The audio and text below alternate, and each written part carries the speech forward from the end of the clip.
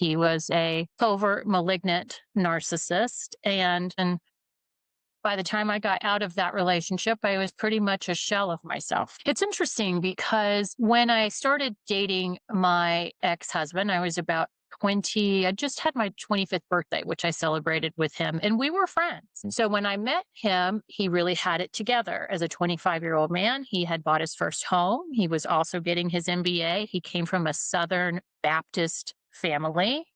He seemed extremely kind and caring and attentive, and I slowly fell for him over time. There wasn't that spark of romantic feeling for him, but I thought he would always be a loyal, hardworking, kind, loving partner. And that could not have been further from the truth. What was your family like? You said you grew up with nothing.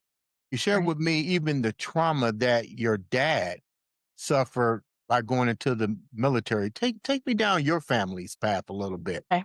So my father was born in Calhoun, Georgia. He I was know where born that here. is. There you go. That's right. He's very poor. He was one of four. His father was a severe alcoholic. His mother was murdered.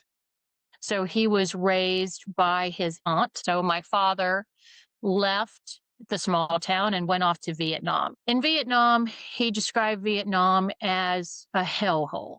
He said they would take our soldiers and tie them down to these huge ant mounds and pour honey all over them and let the ants just eat them alive. He said when he first got there, the mortars were coming in so strong he couldn't sleep, but you eventually get used to it. He used to call me Shawnee Sean. And he said, Shawnee Sean, you would be amazed at what your body and what you can get used to. You can get used to anything if given enough time. And so he talked about how he was sleeping and he woke up to a mortar hitting the tent and it blew his best friend apart. He said there was just body pieces everywhere. And what they would do to our soldiers back then is they would drop crates of beer and marijuana in on them. They thought they were helping our soldiers by keeping them self-medicated.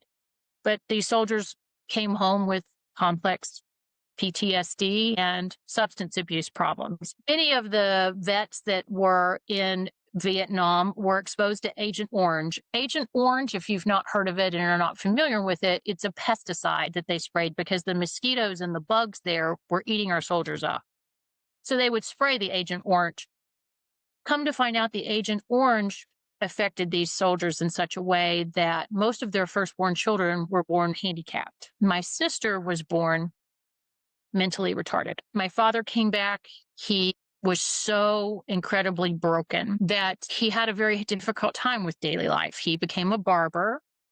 My mom also got her barber's license. They owned a business together when I was a small child, but my father could not keep his demons at bay. When we self-medicate or we're doing a lot of whatever the case may be, it could be porn, it could be gambling, whatever the case may be, we're covering up pain. We're trying to deal with it in such a way to medicate somehow through it. And that's what he was doing. Eventually, he died at 62 of a massive heart attack. His heart was enlarged from the Agent Orange. My sister, she had seizures for most of her life and was taking Dilantin, which is a very controversial seizure medication, which weakens your bones. My sister fell. She broke her hip and got pneumonia at 43 and died in the hospital. My mom, I think she did the best that she could. She's still around. She's very elderly now, but my mom grew up in Lebanon watching her father beat her mother over and over and over and beat all of them. She was one of five.